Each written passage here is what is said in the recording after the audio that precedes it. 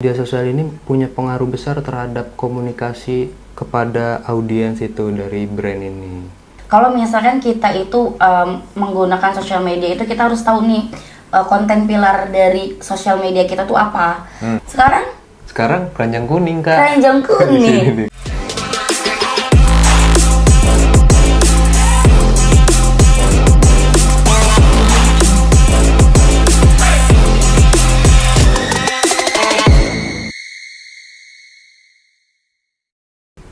Kembali lagi bersama saya Irfan Maulana Al-Khairi dalam acara Senin Malam, Senin Malam. Pada episode kali ini kita akan membahas tema soal influence with communication. Dengan tema ini tentu saya sudah mengundang seorang yang sangat spesialis di bidang ini, yaitu seorang Feni Andriani. Dia adalah seorang sosial media spesialis yang sangat berpengalaman di bidangnya, yang sangat expert di bidangnya. Dia sudah memegang berbagai macam brand dari perusahaan-perusahaan terkemuka. Salah satunya adalah, kita harus nyontek dulu. Feni ini sudah pernah bekerja dan sedang memegang media sosial, salah satunya yaitu dari lembaga pelatihan kompetensi @kompetensi.id. Lalu dari Tour and Travel dia ada dari GWI Tours, dan dari bidang kecantikan dia ada K-Glow Official, lalu ada hairrepair.id, lalu ada K-Sleep. Lalu dari produk sanitary dan tiles dia ada di Bangunan Jaya, ada di Etrio Official, lalu ada di deluxe.co.id, dan ada di Tile Home. Ada juga dari Marco Tiles, dan juga dia sudah pernah bekerja di beberapa freelance seperti perusahaan komunitas keuangan, lalu ada perusahaan Lock & Key. Marilah kita sambut Feni Andriani. Agak panjang ya. Iya, memang cukup panjang karena Feni Andriani ini sudah cukup berpengalaman dan sudah cukup lama di media sosial. Megang media sosial. Feni aja ya? Oke, Feni aja. Nah, boleh nggak sih Kak Feni, kita manggilnya Kak Feni aja kali ya? Boleh nggak sih ceritain tuh gimana sih awal mula kakak megang sosial media, lalu bener nggak tuh tadi yang sudah saya bacakan itu? Boleh. Jadi awalnya itu sebenarnya nggak pernah kepikiran bakal terjun di dunia sosial media, karena kan basic aku sendiri kan itu adalah dulu tuh lulusan SMK-nya itu pariwisata. Jadi itu memang berkecimpungnya dengan dunia pariwisata. Nah terus nggak tahu kenapa kayaknya waktu itu ada pikiran kayaknya tuh mau cari kerja yang emang nggak ada matinya gitu. Karena makin kesini tuh, dulu tuh nggak tahu pikiran dari mana, makin kesini tuh pekerjaan tuh pasti digantikan sama robot gitu. Nah makanya waktu itu karena lagi mencoba mencari jati diri gitu ya kan. Terus kerja lah di Tour and Travel itu ya, sebelum jauh dari sosial media gitu. Kerja dulu di situ, terus karena ngerasa kayaknya kurang oke banget gitu ya. Terus prospek kedepannya juga kayaknya ini bisa digantikan gitu, pekerjaan ini gitu dengan robot gitu. Terus akhirnya mencoba cari terus kayak suka sama sosial media. Ya udah, akhirnya pertama tuh aku ikut ini dulu, lembaga pelatihan, betul, tadi yang pertama. Nah di sana itu aku belajar untuk jadi content creator. Tapi karena aku punya kemampuan juga untuk sosmed gitu, nah aku di hire juga tuh untuk kerja di situ, untuk pegang sosial medianya, terus juga sekaligus palu gadanya jadi marketing juga di situ gitu. Jadi awal mulanya jadi seorang sosial media spesialis itu di situ. Itu awal mulanya. Terus setelah dari situ pindah ke Tour and Travel. Nah ini tuh karena wah kayaknya nih masih bisa dipadu-padankan gitu ya. Iya. Ilmu yang lama sama ilmu yang sekarang. Tapi ternyata waktu itu pandemi, jadi nggak lama di situ, resign dan akhirnya pindah lagi nih ke kecantikan tadi. Nah, kecantikan ini sebuah brand lokal, dia itu punya salah satu influencer. Nah, di sini nih baru dimulailah pertama kali bener-bener kayak handle sosial media yang emang beneran ngehandle kayak campaign-nya, storyboard, photoshoot, moodboard, pokoknya semuanya dihandle di sini gitu. Jadi awal mulanya tuh dari mulai si brand kecantikan ini dulu, bener-bener dari awal karirnya gitu. Oke, berarti dari awal karir tuh dari awal yang brand kecantikan baru lanjut tuh ya seterusnya megang yang namanya medsos semua tuh. Iya. Jadi itu kan karena awalnya masih kayak konten sama marketing gitu ya, masih dicampur-campur, masih palu gada lah sekarang kerjanya. Nah sebenarnya kan kalau konten kreator itu, social media specialist itu kan di bawah divisi marketing, ya kan. Nah kalau dulu tuh masih kayak campur-campur tuh kan, masih nggak jelas karena kan juga masih company-nya juga masih kecil gitu. Nah sekarang kalau yang sekarang ini udah terstruktur gitu ya, jadi udah ada divisi marketingnya. Nah saya itu sebagai social media spesialisnya menghandle beberapa brand gitu untuk social media spesialisnya gitu. Oke, nah kalau dari menurut Kak Feni sendiri nih, bagaimana sih media sosial ini punya pengaruh besar terhadap komunikasi kepada audiens itu dari brand ini? Maksudnya pengaruhnya ke audiens itu? Pengaruh ke audiens gimana tuh media cukup sosial besar ini? Gitu ya? Cukup besar ya? Iya dong, tentu aja karena kan apalagi sekarang ya sosial media tuh gampang diaksesnya gitu. Jadi ya memang lebih mudah gitu untuk nge-influence gitu, yang ngajak orang untuk ikutan campaign gitu ya. Apalagi kalau misalnya brand-brand itu kan suka bikin campaign tuh. Jadi perlu banget itu brand-brand untuk bikin campaign buat nge-influence para followersnya. Jadi ya memang keterkaitan antara audiens gitu ya sama brand itu memang sangat erat banget gitu ya. Apalagi kita sebagai brand harus menjalin keterkaitan itu sendiri gitu. Ngomong-ngomong soal campaign pemirsa, menurut Kak Feni nih, campaign apa sih yang paling pas banget itu, paling ngena banget di audiens Kak Feni yang udah pernah megang berbagai macam brand seperti itu? Ada nggak sih treatment khusus dari misalnya di brand kecantikan, campaignnya yang paling cocok itu apa, atau di brand sanitary, campaign yang cocok itu apa? Jadi gimana menurut Kak Feni campaignnya tuh seperti apa? Jadi kalau misalkan untuk campaign sendiri, kalau dari aku sendiri nih, aku tuh pernah bikin campaign yang memang kalau campaign itu harus keterkaitan gitu ya antara followers sama brand sendiri gitu nih. Brand goalsnya apa? Followers tertariknya sama apa gitu. Nah makanya kalau kita bikin campaign biasanya itu pasti ada hadiahnya lah gitu ya, biar untuk menarik si followersnya ini. Nah campaignnya itu, nah kita butuh apa nih sebagai brand? Misalnya nih kita goalsnya ini kita mau testimoni. Nah kalau misalkan dari kecantikan kemarin itu aku bikinnya kayak 7 days challenge gitu ya. Jadi mereka kasih tahu nih perubahan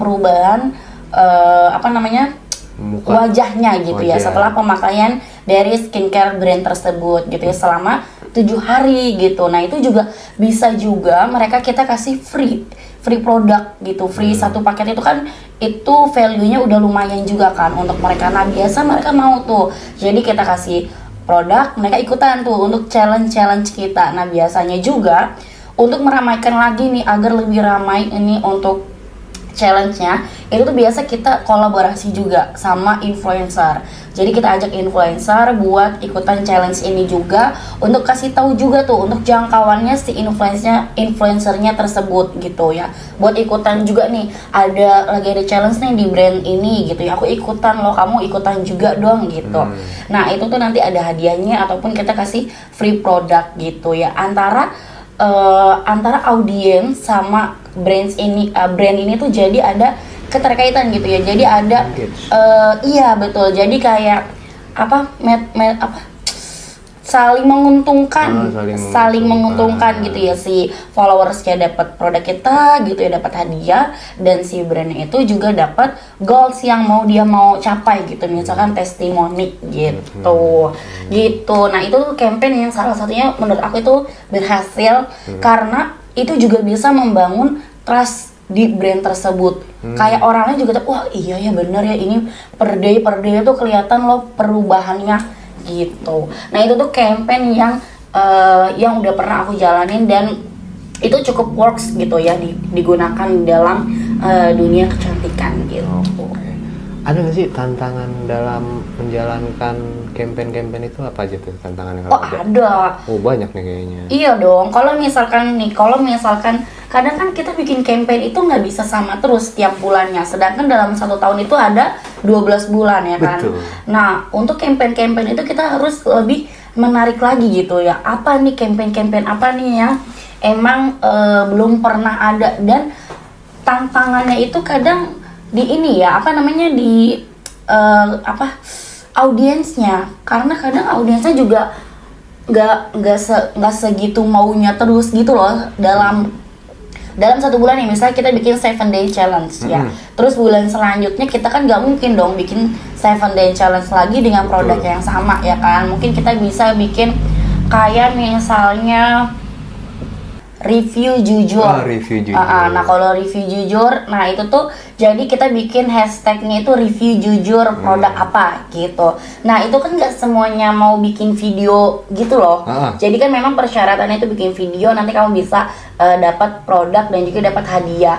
Nah nggak setiap audiens. Iya, nggak setiap audiens tuh pasti tuh mau. Nah itu tuh terberatnya jujur ya, kalau misalkan jadi social media spesialis itu terberatnya itu cari ide. Makanya kadang kalau misalkan kita ini udah bikin campaign terus kayak diikutin gitu sama brand lain tuh kadang cukup sedih, tapi ya nggak apa-apa juga sih, jadi sebagai role model gitu loh, kayak buat brand-brand lain. Tapi karena ide itu kan nggak gampang ya, untuk dapetin ide itu tuh nggak gampang. Nah itu tuh yang terberat dari sebuah campaign tentunya adalah idenya yang harus menarik gitu ya, menarik audiens, dan juga tentunya harus tepat waktunya.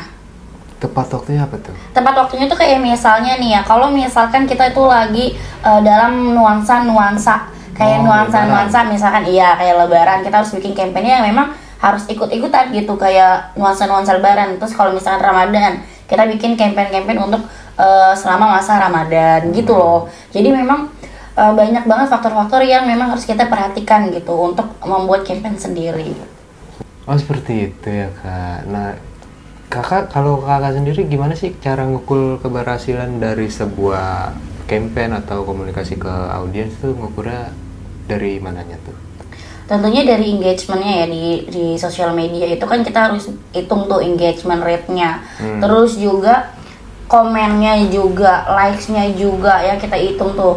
Terus juga ketertarikan audiensnya juga. Kalau misalkan audiensnya nggak tertarik ya berarti kan memang campaign kita nggak terlalu oke banget gitu, nggak terlalu wah seru nih buat diikutin gitu. Jadi memang dilihatnya dari audiensnya sendiri juga gitu. Berarti kakak sering kali atau pernah atau jarang mengalami yang namanya sepi komen, sepi like gitu, pernah nggak? Pernah dong, pastilah. Kita kan sebagai social media spesialis nggak selalu kita harus nggak selalu kita hoki gitu ya, kita mendapatkan likes yang banyak ya. Maka dari itu, kalau misalkan kita itu menggunakan social media itu, kita harus tahu nih konten pilar dari social media kita tuh apa. Gitu, misalkan konten pilar dari social media kecantikan tadi itu, misalkan aku ada tips and trick. Terus yang kedua itu misalkan adalah produk. Jadi tuh kayak udah dipilar-pilarin apa aja nih konten-kontennya. Nah nanti kan dari konten pilar itu kan ketahuan ya, likes-nya, jumlah likes-nya yang banyak yang mana, komennya yang mana gitu ya, share-nya yang mana yang banyak. Nah dari konten pilar tersebut kita bisa kurasi gitu. Misal berarti yang tips and trick nggak terlalu oke nih gitu, kita ganti nih dengan apa gitu. Nah itu bisa tuh kita ganti. Nah makanya penting banget kalau misalkan nih untuk teman-teman di luar sana gitu ya, kalau misalkan mau eh, ada sosial media gitu ya, untuk brand-brandnya itu udah harus ada konten pilar gitu. Kan dari tadi kita ngomongin Instagram terus Kak. Kalau menurut Kak Feni nih yang paling influence banget buat audiens atau target audiens itu dari platform Instagram, TikTok, Facebook, itu platform mana Kak yang paling berpengaruh banget? Kalau balik lagi ya, karena setiap platform itu mempunyai audiensnya sendiri. Kita nggak bisa tuh kayak bikin statement TikTok paling ini Paling gitu, berpengaruh. nggak bisa. Karena setiap platform itu punya porsinya masing-masing gitu. Kayak misalnya Instagram, dulu kan Instagram ini kayak buat jualan ya kan, tapi coba kamu perhatiin sekarang udah nggak terlalu kan. Instagram itu lebih ke untuk branding, lebih ke untuk awareness, lebih ke untuk menampilkan produk-produknya. Nah, sedangkan kalau misalkan TikTok, dulu kan TikTok kita anggap apa? Joget-joget. Joget-joget doang, nggak penting, ya kan? Sekarang Keranjang kuning Kak. keranjang kuning, Di keranjang cek kuning. kodam, Cek bisa cari duit di situ, ya Iya, kan? check out saya pikir check kodam.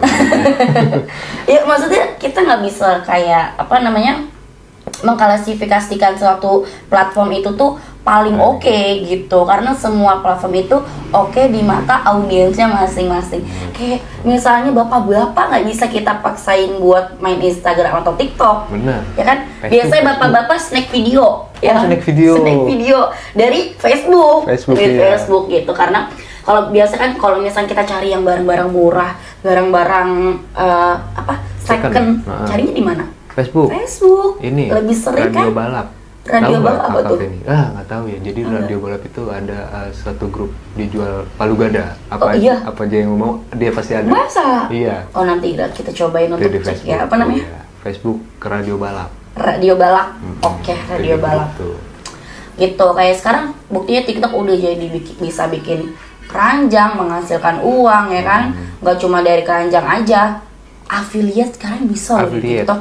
Iya, Iya. betul. Jadi orang bisa sambil live sambil jualan, padahal bukan produknya dia. Jadi kita nggak bisa bilang ini paling oke, ini paling oke, ini paling oke, karena semua platform itu oke di mata audiensnya masing-masing. Baik. Gitu. Yang penting kita itu sebagai social media spesialis itu harus melek ke semua platform yang ada. Karena namanya sosial media spesialis, bukan Betul. Instagram spesialis, Betul. TikTok spesialis, Betul. ataupun Facebook spesialis. Oke, sebagai penutup, ada nggak nih dari Kak Feni buat teman-teman di rumah, kalimat penutup buat teman-teman di rumah sebentar itu?